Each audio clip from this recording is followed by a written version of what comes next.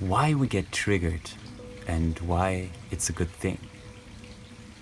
We humans are empathetic beings. We have mirror neurons that fire away when we see something happening on the outside, something happening to other humans or other animals and beings.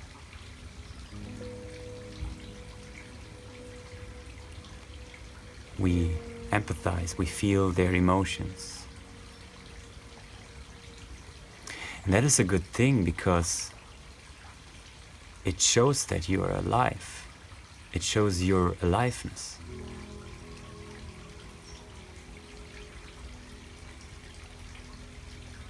Something's going on the outside. You feel the fitting response inside, and that shows you that you are alive. The less you're capable of that, the more you become depressed and apathetic. But why then is the word being triggered?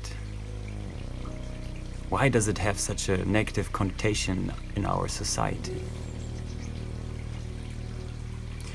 The reason is that it's used in a context where people are being overly emotional. They're being overly reactive. They have uncontrolled emotions to a situation. And that's what we call being triggered.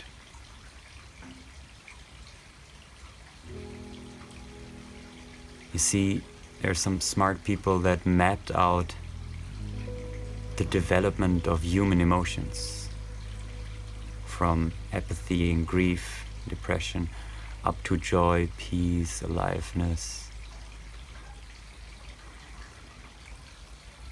Everybody has the capability to feel all of these emotions.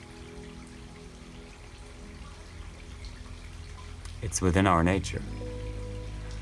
But the reason that some people are stuck on the lower emotions is that they have blocks inside of their body that keeps them from experiencing the higher emotions. The way it works is as follows. Something is happening around you. Your body has a natural response to that. It flushes out energies into your system.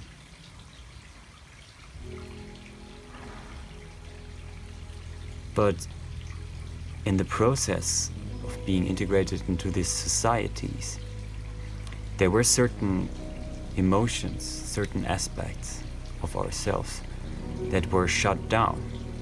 Or maybe we had a traumatic event around certain outer stimuli. And in these circumstances, the natural body response is being blocked by a contraction in your body.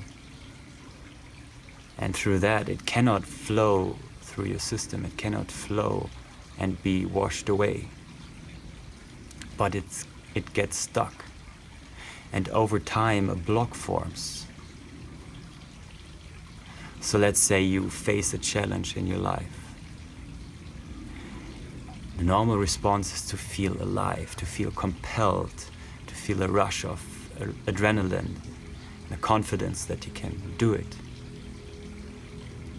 But if you have the belief that you are incapable of doing something, if you have a low self-esteem, around this situation there's a block, so this energy that rushes into your body pushes against the block, and you feel this weight pulling you down.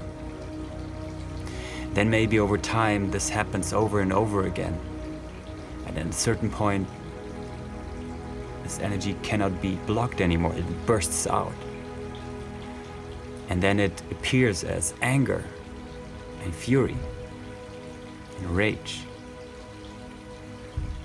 It's the same type of energy as confidence, being compelled to do something. But because it was blocked and stuck for so long in your system, it now comes out as rage and anger. And let's say you also have a judgment on rage and anger, also a contraction around this type of emotion. Then even that response is being blocked, and you only feel frustration. And over time that wears you down and you fall into a state of depression. So instead of giving you a tool to stay more tranquil and peaceful around your triggers, I would like to invite you to look at these triggers very openly and ask yourself, what does this situation or what does this person that triggers me have and hold that my body then mirrors, but it cannot openly flow through me?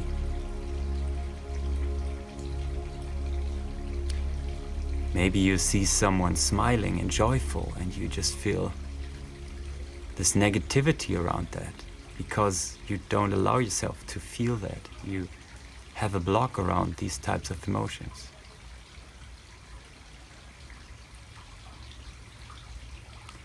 That's a good way of creating awareness around how your character and your ego and your personality is mapped and where these blocks are hiding.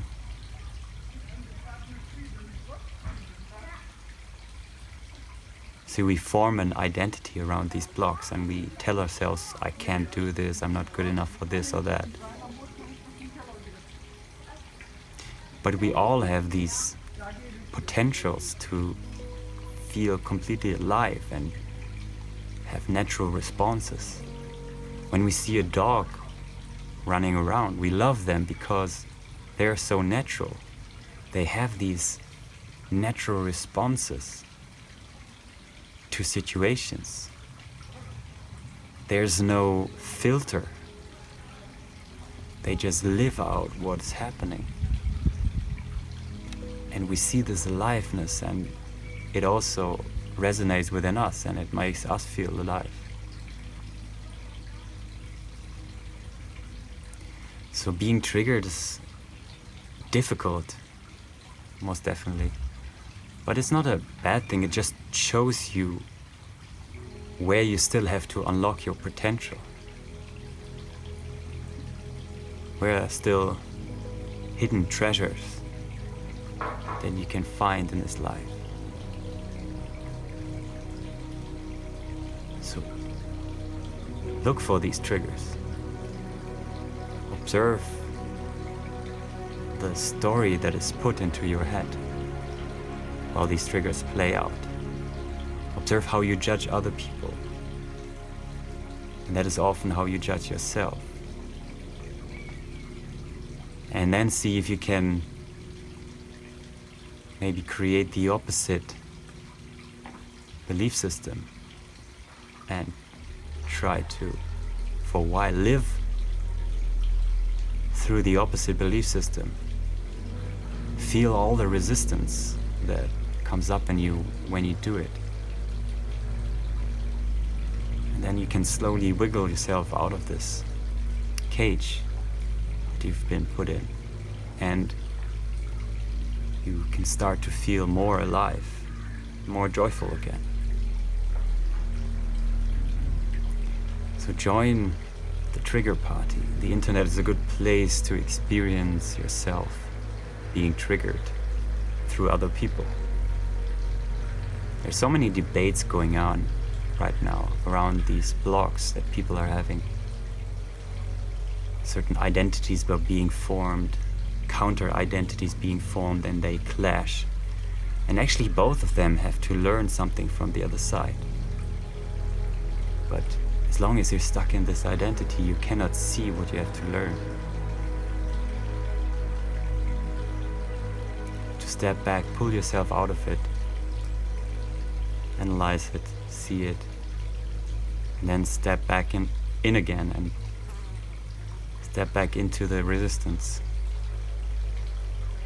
but with the awareness of where you're heading. Join the trigger point.